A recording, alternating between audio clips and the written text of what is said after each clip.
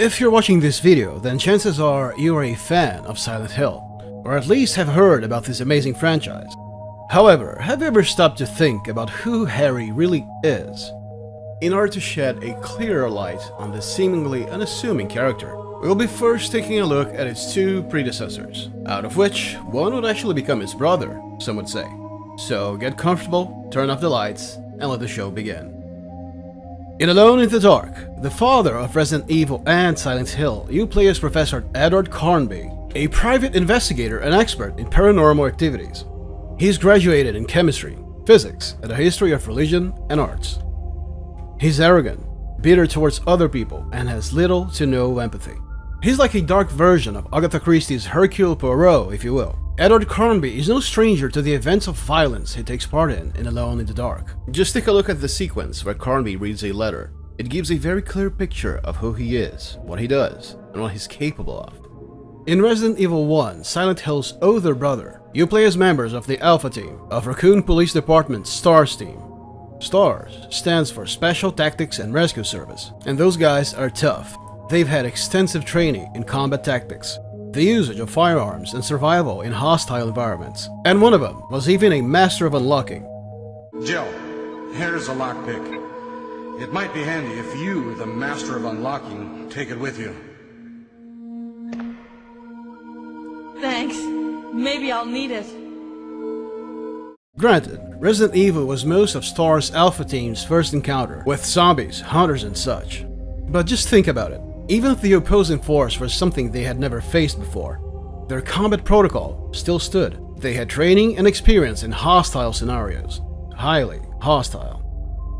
In Resident Evil 1's case, there's even the psychological aspect of the characters' outfits.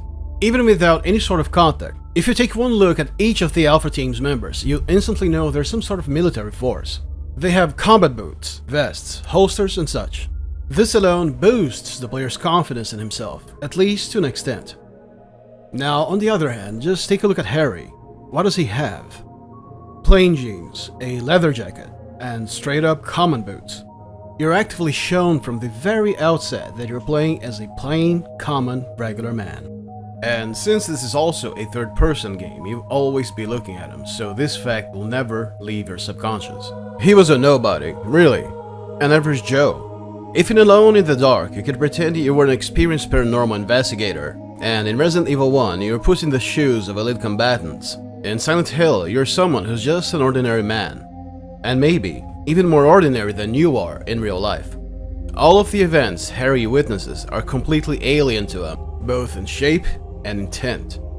As previously stated, he's no paranormal specialist or soldier. After the car crash, which sets the game's events in motion, Harry wakes up alone, with his daughter nowhere to be seen.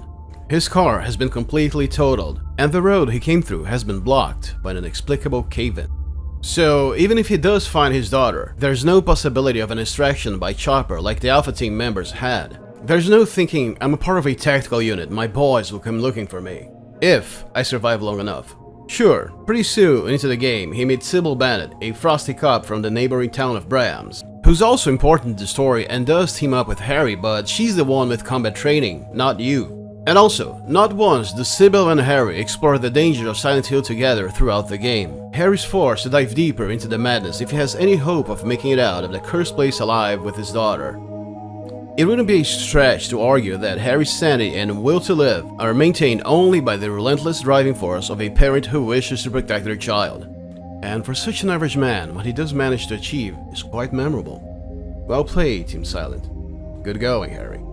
And if you wish to support our channel in a more direct manner, then make sure to check out our Patreon and Buy Me Coffee pages. The links are just down below. You can also become a member right here on YouTube. Yes, we have different tiers with different levels of rewards. It's pretty simple, just click the join button below. And lastly, if you enjoyed this video, then make sure to hit that like button and subscribe. Your support means the world to us. See you next time.